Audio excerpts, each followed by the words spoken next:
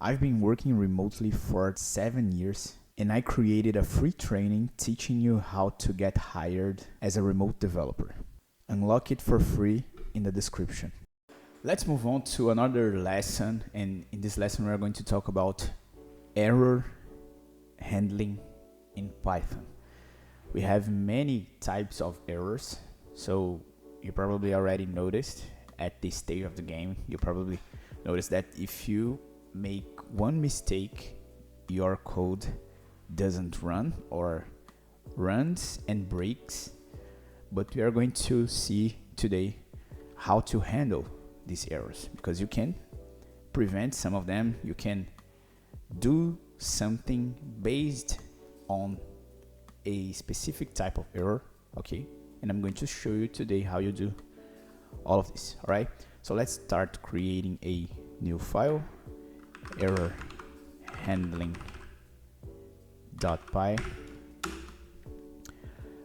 Let's create some pretty basic code here. Input, what's your age? Let's assign these inputs to the variable age, and basically let's validate if the age is greater than 18 to say if the person can drive. Okay, pretty basic, pretty simple. So here we have a code that apparently works. Let's run and see if this really works. So Python error handling.py. What's your age? 30. We have a problem here. We have an error, right? If you read this code, you probably thought this code is gonna run normally because I'm getting the age of the user, assign it to a variable, checking if this age is greater than 18, and telling if the person can drive if it is greater than 18. Why this code didn't work? Because we have committed a specific error that is pretty common. We forgot to typecast this data. When a user inputs some data, this data automatically is a string, even if it is a number. Even if the user types a number, it goes to Python as a string, as a text. So we forgot to typecast. This is one error that is pretty common. Now this is gonna work, right? So I just typecasted, and let's run again. What's your age? 30. You can drive. It's working, right? Right, it's working. But this is the happy way. I don't know if it globally we call it happy way. In Brazil we call happy way. Because this is a scenario, this is the best scenario where the user really types what you wanted the user to type. But when the question, what's your age, pops into the user's screen, the user can type 30, like this. There's nothing that forbids the user, that blocks the user of typing the user's age like this, right? Is this gonna work? Let's see. No, it's not gonna work. Again. But the same code works. The same code works if the user types the data correctly. But if the user types the data incorrectly, it doesn't work. The same code. Can you see what I'm trying to show you now? Not every code that works is gonna work. Not every code that works is gonna work, because most of the code that you write depends on the data that is being manipulated during the execution time, you know? So that's why I make a point teaching you error handling, for you to know what to do in this type of situations. Okay? So this type of error is what we call exceptions. You can see that our previous code showed us this error,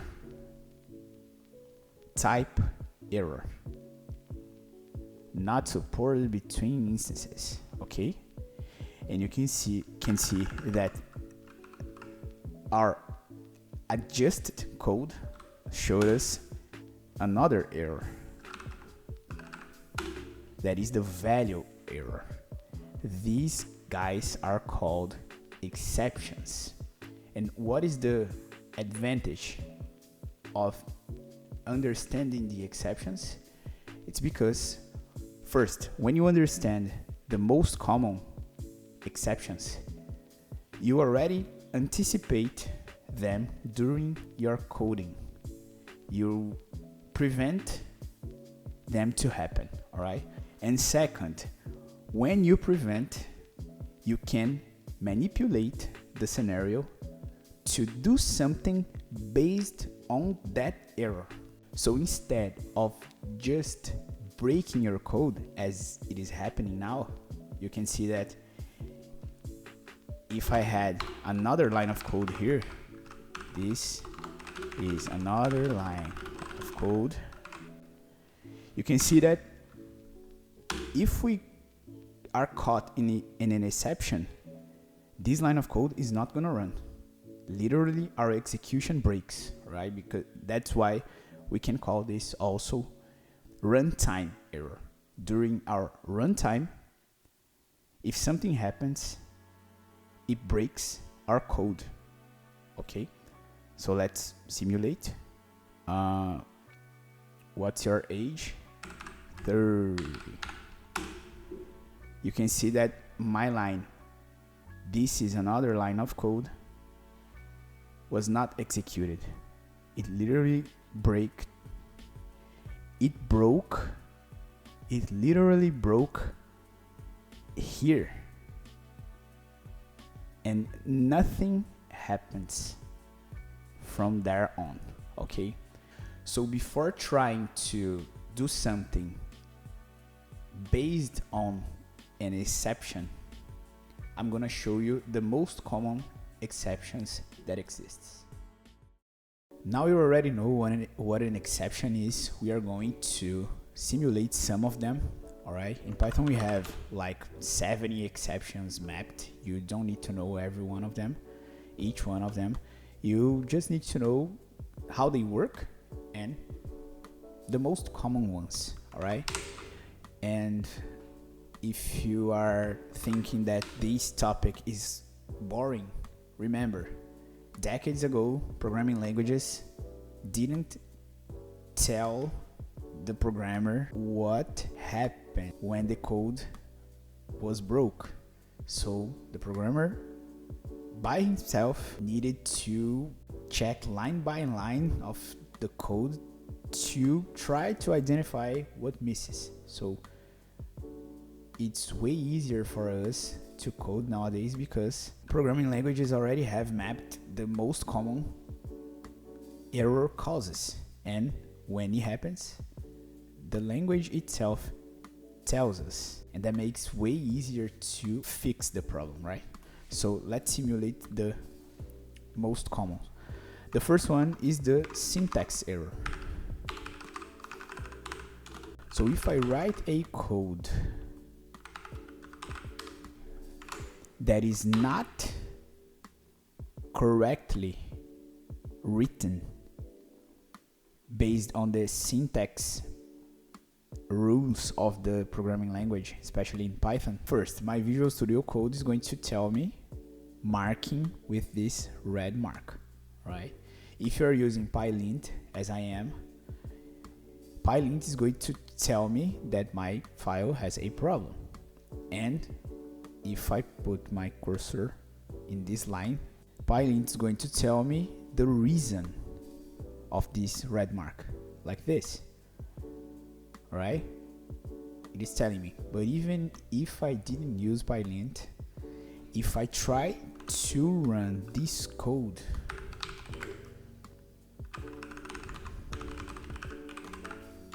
you're gonna see that Python tells me that we have a syntax error.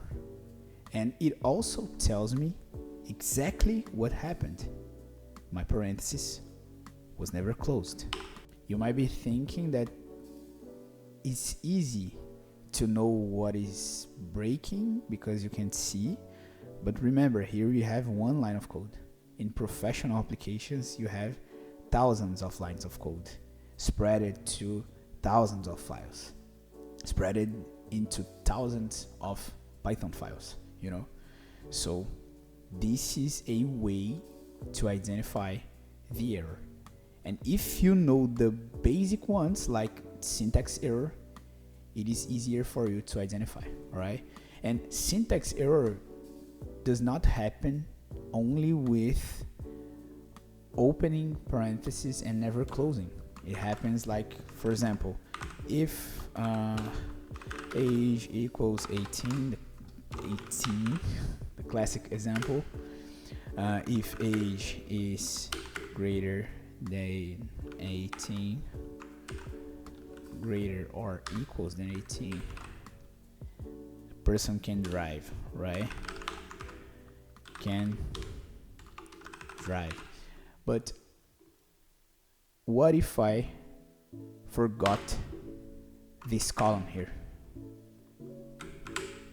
If I try to run this file, syntax error, expected column, and I can see where's the red mark and see that I forgot the column.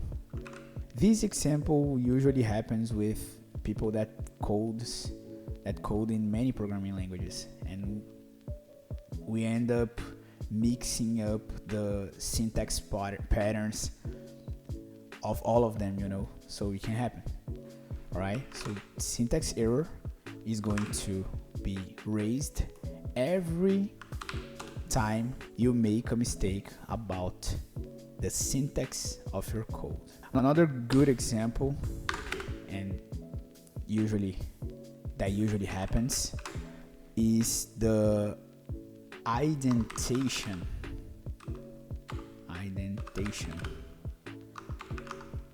error. You can see that, for example, inside of if, we have a space here, right, to identify what is going to happen inside of this block. So if this is true, what's inside of this is going to run, right? If I make this mistake of not putting the right indentation, we are going to have the indentation error here. Expected and indented block after if statements. One of the great things about the exceptions also is that they usually tell us exactly where the error that causes that exception was made, you know. So here you can see indentation error, expected and indented block after if. That's the reason of the error. And we can see, you're probably not seeing because my camera is in front of it, but here in my console I can see that is on line 4. So I can see exactly what line the error is happening. All right. So the indentation error is pretty common. It's also another error that is pretty common. Let's write another type of code that it needs to be identity in order to run properly. So while age is greater than 17, input what's your, how old are you? How old are you? You know, we have fixed this indentation, but this indentation now is not right. And if I try to run, we're gonna see that we're going to have again the indentation error, but now on line 7. Oh, I forgot to press tab. Now it is going to work. So this is the indentation error. But let's move on because we have many ones. Let's now move on to the name error. This error happens when you forget to assign a value to a variable. You only declare the variable like age and you forget to put a value inside of it. You cannot do this in Python. So print age.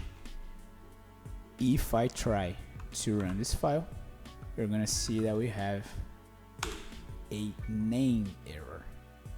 So name age is not defined. So every time I declare a variable, I need to initialize this variable, assigning a value to this variable. So age 30. Now we don't have the name error anymore. All right, pretty simple.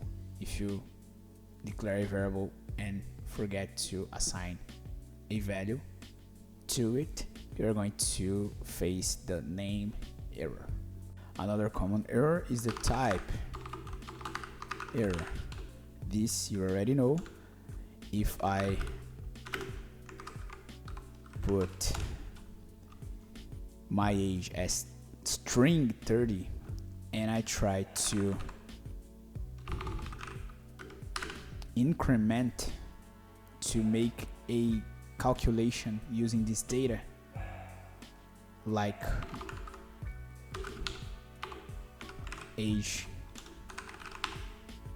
plus equals 1 age, like this, we are going to have a type error, right? Because you can only concatenate string with string. That means if both were strings, it works not exactly as we wanted because we have this value here. So it's concatenating the data, it is putting one after other and not making an addition, right? But if I have these two types of data and I try to run, we are going to have the type error because I'm trying to make an addition using a string 30 and an int 30. You know that this is not possible. Both of them must be int or any other number like float. So in this case it works, but in this case it is going to raise an exception called type error. The next one that I want to show you is the zero division. Talking about mathematics, can you divide a number by 0? Of course not. So if we try to divide 10 by 0 and print division here, division, we are going to see that you're going to have our zero division error. Basically, we're trying to divide a number by zero, and this doesn't exist, right? So in this case, now we have our code running normally. But if I try just to change this data, we're gonna see that we are going to have the zero division error exception raised. Let's see some other common exceptions. I guess these are the basic ones. We have some exceptions when you use some more advanced data structures as list, for example. So fruits, apple, orange, and peach. One exception that can happen when you're using lists is the index error. And if you don't know about indexes, I'm going to show you right now how they work. So this is a list, right? If I try to print the first position of this list, I wanna know what is the first fruit on my list, right? So I can put the name of the list here, open and close square brackets, and put the number of the position that I want. Okay, you're probably thinking that in this case I have to put 1, right? Because the first position. But when we are talking about indexes, the first position is always 0, all right? Always 0. So fruits 0. If I run this code, we're gonna see that I'm going to have the first fruit of my list printed. Pretty simple. So you can forget this and put 1, and when you run, you're gonna see that you're getting the second position, and this is normal, don't worry, okay? But the problem happens when you put a number that doesn't exist. So we have 3 fruits, right? 0 is the first one, 1 is the second one, and 2 is the third one. What happens if I put 3 here?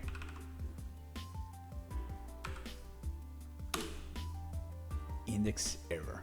List index out of range. That means that the position that I tried to access doesn't exist. But I can see here we have 3 fruits. So I'm going to put 3 because I want to get the third one, right? No, because when you are talking about lists, the first position is 0. So if the first is 0, the second is 1, the third is 2, right? The last position is 2. Working normally. If I put any number that doesn't have any value, we're going to have the index error. The position you're trying to access doesn't have anything inside of it, so you cannot access, right? This is pretty common and is one of the most common errors when you are talking about lists, all right? And to finish our examples, let's talk about the key error, because if we had an example using lists, we should have an example using dictionaries, right? So let me convert this list to a dictionary of prices, right? We have the prices of each fruit here. So apple is 1.58, orange is 2.03, and pitch is 4.00, right?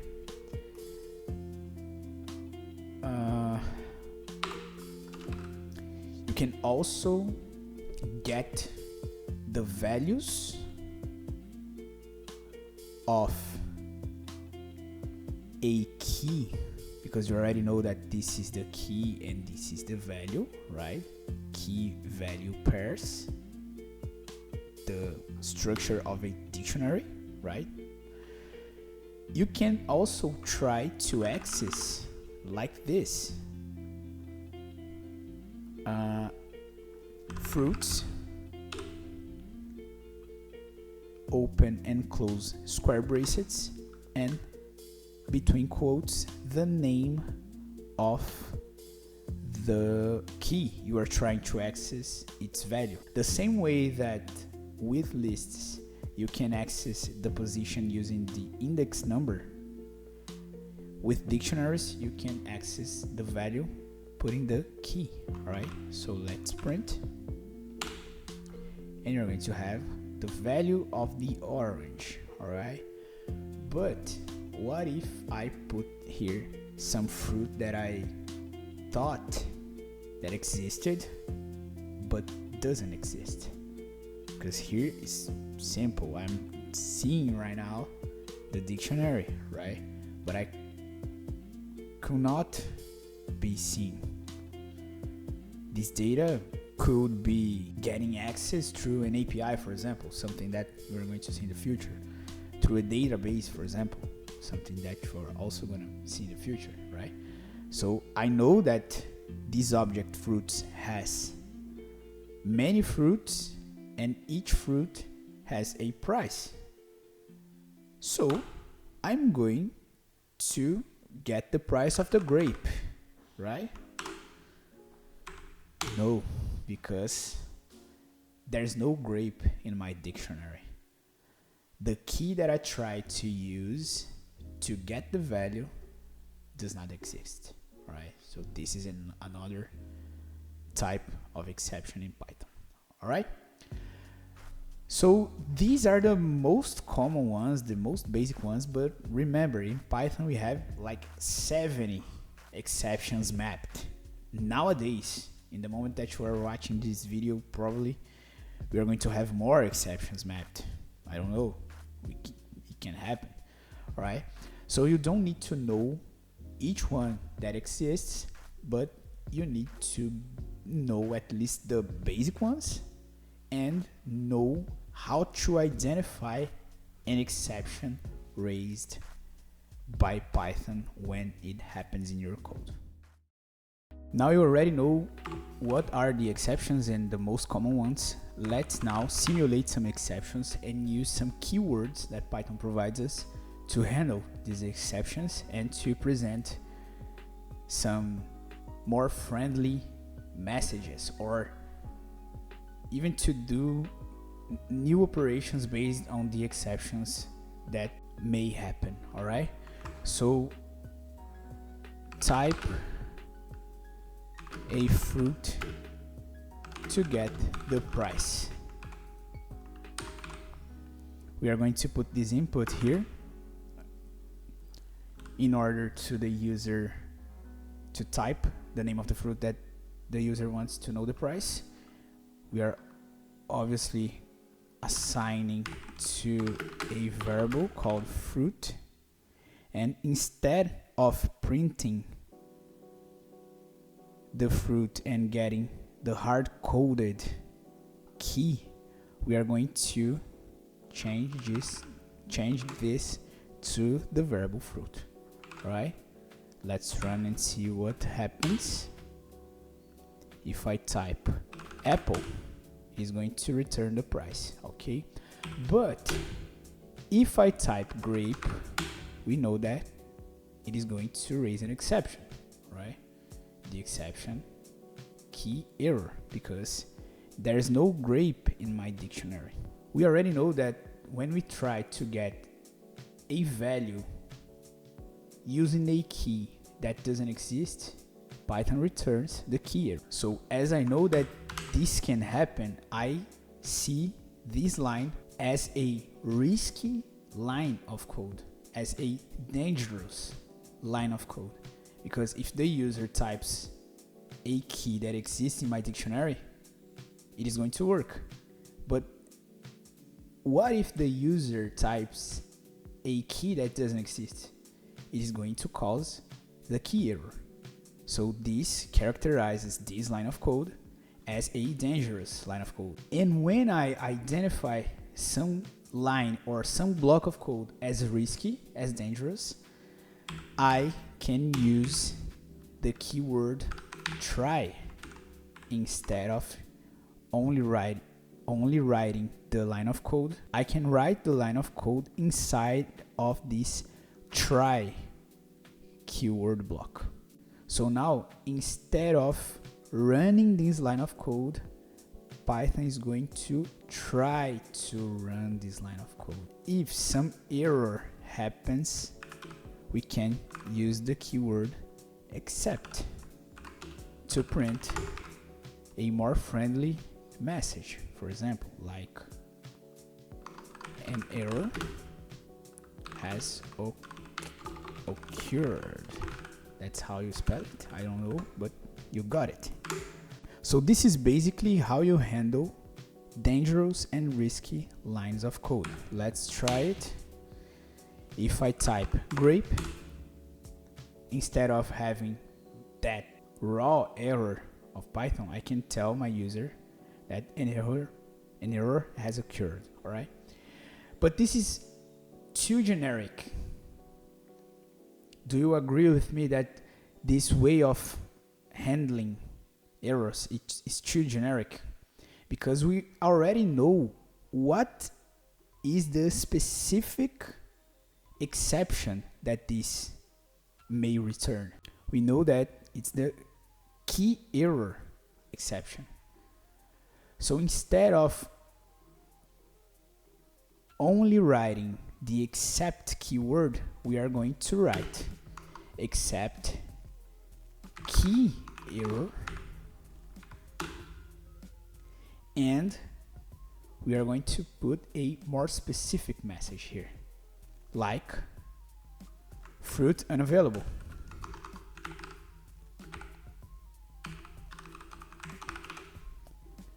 So now the user knows what really happened, because the user don't know what is a key error, but the user know that if grape was typed and the message is fruit unavailable, now the user knows exactly what is the problem. Okay? If we run a fruit that exists, we're going to see that we're going to get the price normally. All right?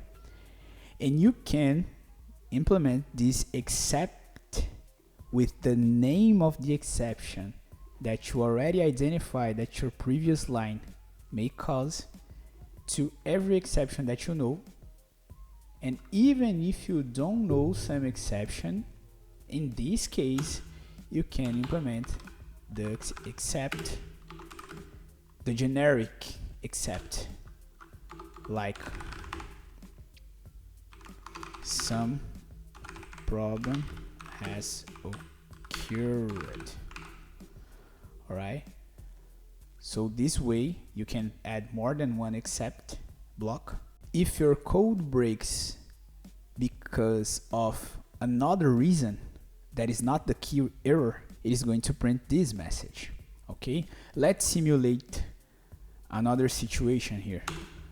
Let's pretend that we have a feature that allows the person to split the bill. How many people are splitting the bill?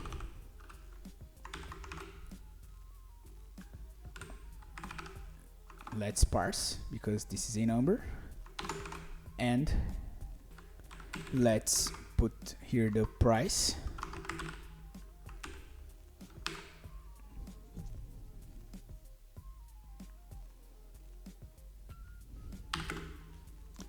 And let's put here the value splitted per person. All right, so splitted value, it is going to be price splitted value receives price divided by split bill.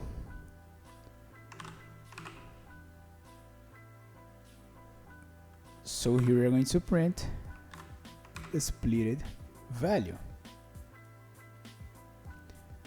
Our logic is right, but can you see the probable exception that this block can cause? What if the user passes 0 as a parameter here? It is going to raise the zero division error. And in this case, it is not going to print fruit unavailable because it's not a key error exception, and is going to print some problem has occurred, right? So let's check if this is really what's gonna happen. So type of fruit, apple. How many people are splitting the bill? 0. Some problem has occurred, right? Because Python tried to execute this block. This line worked because I passed apple.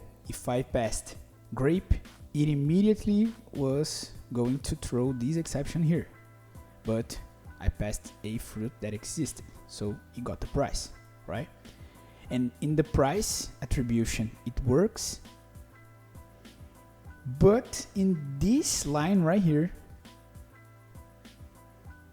Python tried to divide the price by 0. And we know that it's not possible to divide any value by 0, right? So we could add the except zero division error and print the specific error here, like you cannot divide by 0. Divide your bill by 0. Okay, let's now try to run the same scenario. So apple, how many people are going to split the bill? 0. You cannot divide your bill by 0. So now we have a specific message that occurred in the same block. You know, inside of this try block here, anything that goes wrong is going to throw an exception. And as we know, the except keyword and the most common exceptions, by writing our code, we can anticipate the probable exceptions that are going to be raised and write friendly warnings to our user, and only use the generic except to cover the scenarios that we didn't notice that could happen. So that's how you use the try and the except keywords to handle your exceptions. Now let's see how the else and the finally keywords work when you are handling exceptions in Python. So you can see that we got a fruit name here. We got how many people are splitting the bill here. But we have a try block here that uses this information. When you have this type of situation, first thing you need to notice is that you may cause a problem because these two inputs are outside of the try block. That means that if something goes wrong here or here, we are not handling the exceptions as we did with the code that is here, right? And we have a situation that is probably going to happen here. This split bill data that we are getting from the user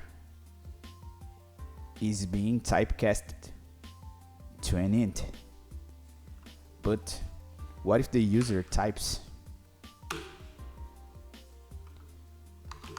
a text like this? Type of fruit, peach. How many people are splitting the bill? 0 or 10. We have the value error not handled. So this indicates that probably it's better to put this code inside of the try block also, right? But does it make sense to get one data inside of the try block and other data outside of the block? I don't like this, because the context of getting the inputs are going to be spreaded in our code. So I rather keep the context of what my lines of code are doing together, okay?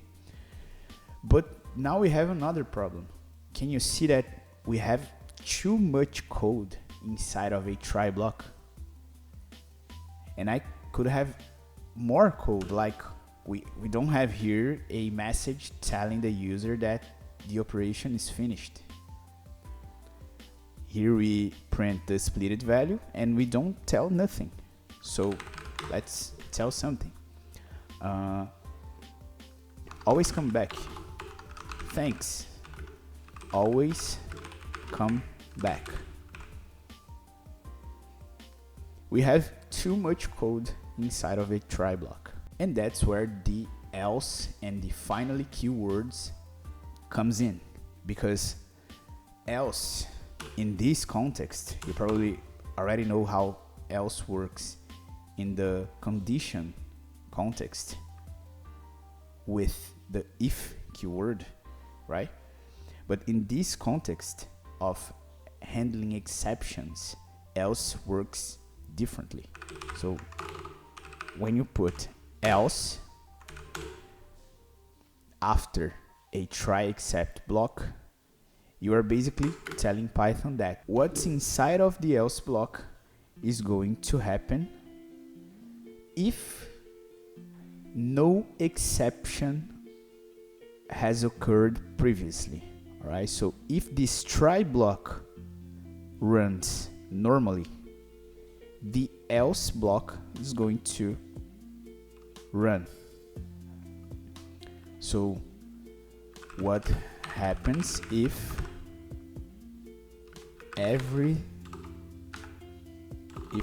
no exception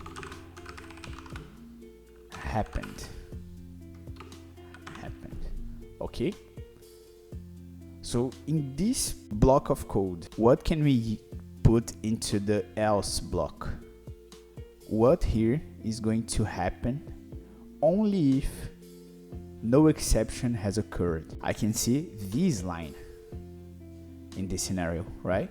Because we are only returning to the user the splitted value if our division works, and our division is only going to work if the fruit that the user typed is available, or our division is only going to work if the split bill is really a number.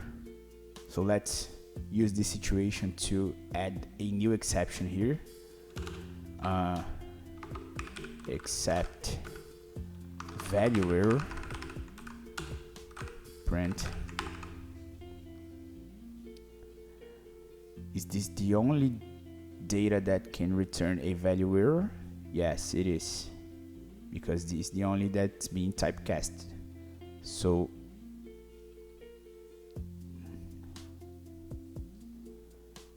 how many people are splitting the bill?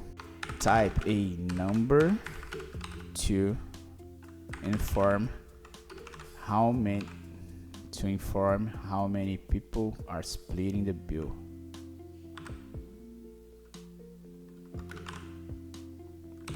All right, just mapped another exception that I know that is going to happen here inside of the try block. If you see here, we have the value error. Now it's mapped. But let's continue with our else block. So if everything is okay, we are going to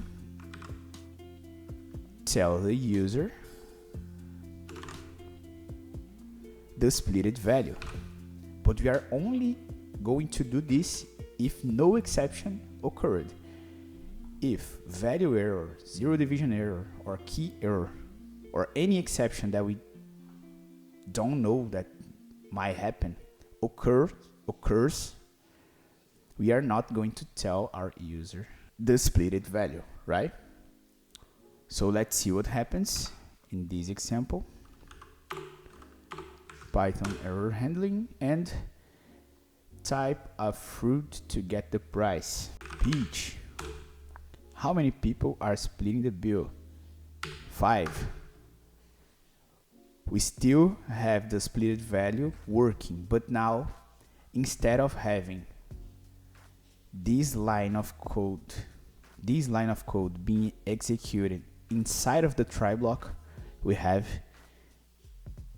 executed inside of the else block. All right, let's see what happens if an exception occurs. So let's force an exception here. Type the fruit, grape. We know that we don't have grape in our dictionary, so it is going to return a exception. How many people? 15. Fruit unavailable. We didn't print the splitted value because the fruit is unavailable. We would not print if it was here, but differently than being here, that it was not going to run because the previous lines raised an exception. Now we are going to put here to isolate the code that must run only if no exception is raised. And this makes our try block cleaner because in this case we only have one line that has to run only if no exception is raised. But we could have more lines and this try block was going to be giant, you know. But now we can isolate parts of our code with the else keyword. And we also have the finally keyword that you can use to isolate parts of your code that has to run no matter what happened. We can see that this line, print, thanks, always come back, is a line that no matter the result, it must run when we finish our program. It's a farewell line of code to my user, you know. So if we keep this line here, if an exception occurred in the previous lines, this line of code is not going to run. You can see here that in our console, when we have the handled exception fruit unavailable, right after the fruit unavailable, we don't have nothing, but we should have this print right here. And that's where the finally keyword comes in. What happens no matter what happened before, you know? So else is what happens if no exception happened. Finally is what happens no matter what happened before, or just what happened. And now, even if I have an exception, this line of code that prints thanks, always come back is going to run. So let's type a fruit to get the price. Grape. How many people are splitting the bill? 5. Thanks, always come back. Grape is unavailable, right? Fruit unavailable.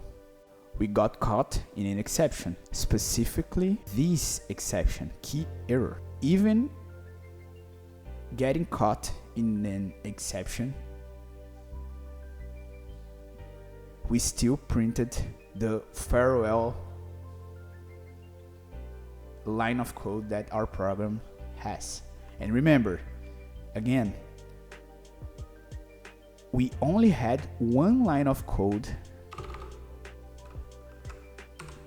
that should run no matter what happened, but we could have many more.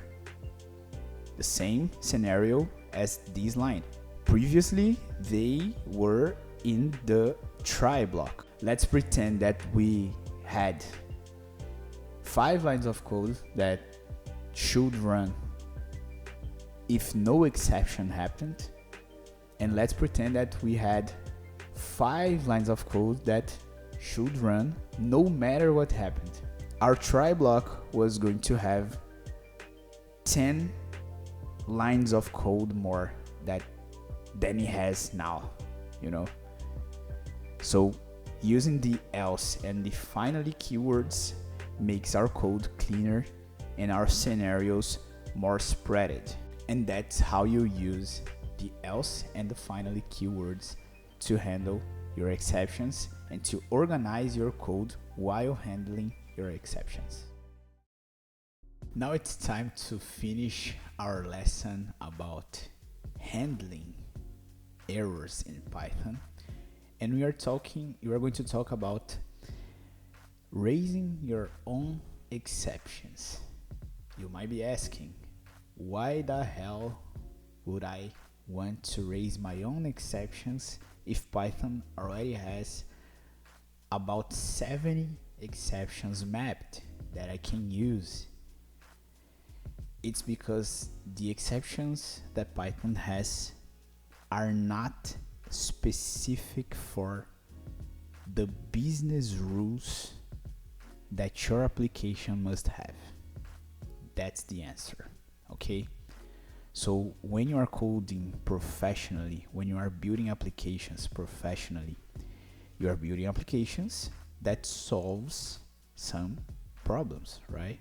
Let's pretend that we work for a school that have a system for the students, and these students can register in the system, they can log in, and when they log in, they can see their grade, their classes, the schedule that the classes. Anyway, so can you imagine the number of specific scenarios that must be validated in order to guarantee that everything works properly according to the business rules of that school? You know, this is why you need to know how to raise your own exceptions, because there are many scenarios that are going to happen only in that specific context of the application that you are building, right? So let's simulate some basic ones just for you to know how to raise your own exceptions, and let's use the same example that we previously saw. We are going to ask the student's name in order to register the student in our system, for the student to be able to log in the future. All right, so input name. The student must type its name for us to register in our system. But what if the student types a number instead of its name? We are going to have some problem in the future, right? The school is going to refer that student as a number. That doesn't make any sense. So we must not allow the student to create its account if the name that the student typed is a number, right? So name must be a text. Name must not be a number. This is one business rule, specific business rule for this system, right? So how can we check if what the user have inputted here is not a number? You still didn't see the functions of Python. We are going to see the functions in the future, but now we have to use a function to validate this. All right, so if you type the name of the variable dot is alpha, open and close parentheses, this is what we call a function. Don't worry about it now, you're going to see the functions in the future. But basically this function tells us if the data has only letters. All right, so let me show you. If I print this, you're going to see that if I type a number, we have false. Let's put letters and numbers. False. How about now? True. Only letters. So based on this, we can guarantee that we are only going to allow the student to create its account if the name that the student typed has only letters. All right, so if I put an if here,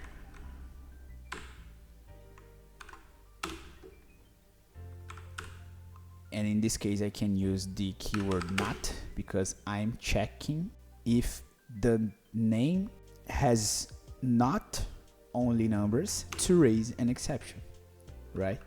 So raise value error.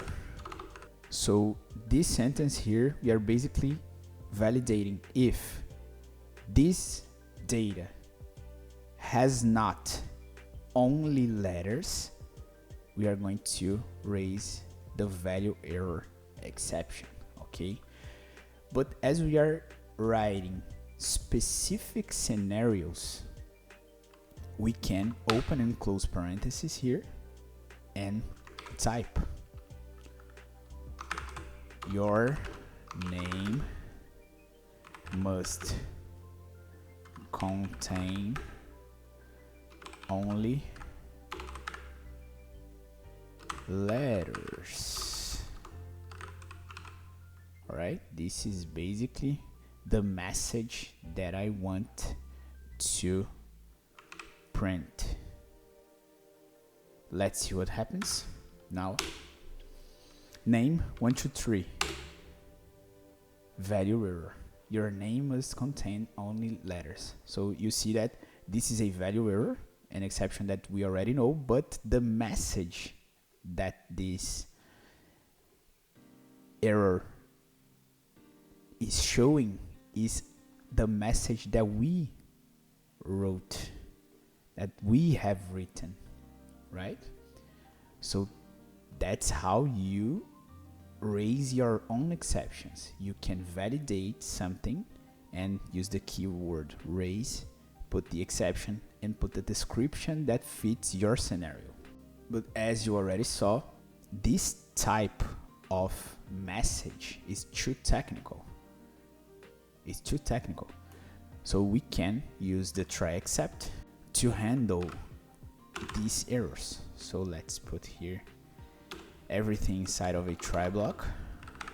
Right, now we have our try block and we can accept, right? Accept, print, error. And you see the probable problem that this way of handling the exception that we have raised may cause. See, if we use try except, we are only going to have the message that we have put here, right? So the right way is putting like this, right? Let's see. Same problem. how do I show the message that I have written inside my personalized raised exception? In this case, we do something that we call catching the exception. So the value error S E is the right way to do this, because we are basically telling Python, if you fall into the except block based on a value error raised exception, catch this exception into this variable, and then you can manipulate the exception in the except block. In this case, I'm printing the exception here, okay, because the exception is into this variable and I'm printing here. This is just the name of the variable, okay? You can put another name here, but as a convention, I usually put the E, that is the first letter of exception, as the variable name. All right, so now let's try again, and now we have the exact message that we have raised into our personalized exception that only happens based on the business rule that we have validated here. All right, and the same way you saw in the previous try except topic, you can put many other validations inside of this try block. So here we are validating the name, but to create this account, we are going to ask more data, right? Ask for more data. So email is one of them. Email, input, email. How can we validate if the email is right? Every valid email has the @ sign into the structure, right? If the person types something like memysite.com, this is not a valid email. If the person types something like Felipe Maros 123, this is not a valid email, right? So how can we check?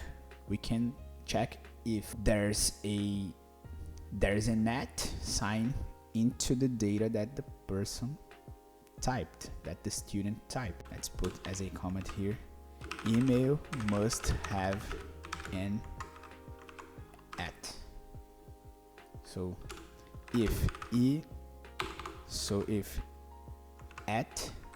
in email, in this case, not if there's no @ sign into the email data that the student typed, we are going to raise same thing, value error, and the message is going to be you must type a valid email. All right, let's see what happens when we run this code. Name Felipe. We can see that it passed our first validation and it didn't raise the your name must contain only letters exception, and now it's asking for the email. So let's put like this, felipe@gmail.com. You must type a valid email. And you can see that we didn't need to write another except block for this specific scenario, because it's also a value error, right? It's also a value error exception, but the message is different. And as our except block is catching the exception here, and we are printing the exception that was raised by the try block, we are printing the right message. Okay? And just to finish, let's put another validation here. We have the validation of the name.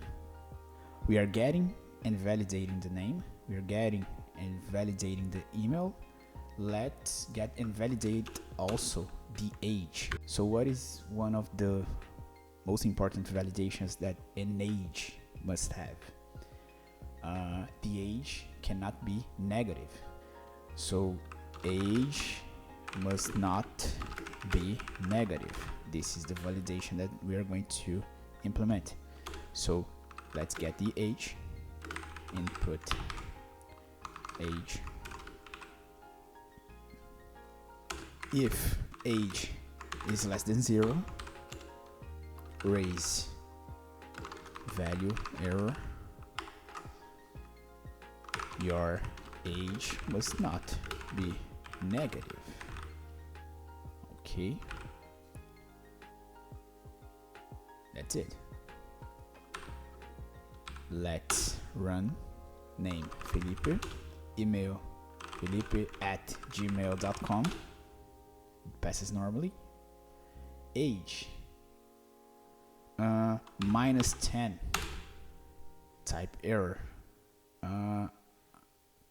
Right, we have a type error here because I forgot to parse the age is a number. All right, in this case we got the type error. That's why this exception is not treated, because I'm only raising the value error and I didn't create an except block for the type error. But we can review our code and see if there is a risk of getting this scenario, and we can implement later. All right, but let's continue with our example here. I forgot to typecast, so now I just typecasted, and the age now is going to fall into the scenario that we have implemented. So name Felipe, email felipe@gmail.com, and age -10. Your age must not be negative. So we just raised this personalized exception. Let's just test passing all of the data the right way. So Felipe, email felipe@gmail.com, age 30. Works normally. And we can, in this case, if no exception was raised, you already know that we can use the else block to print registration succeeded. Right? If no exception occurred, registration succeeded. And finally,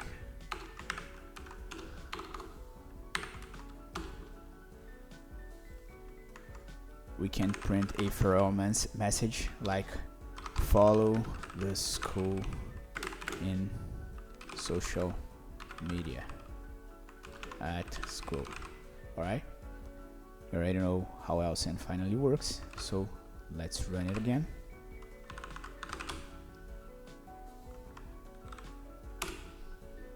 Name Felipe, email felipe@gmail.com, and age 30. Registration succeeded. Follow the school in social media. So this is our lesson about error handling in Python. Stop applying randomly to jobs and learn how to get a remote job the easiest way. Click the link in the description to unlock it for free.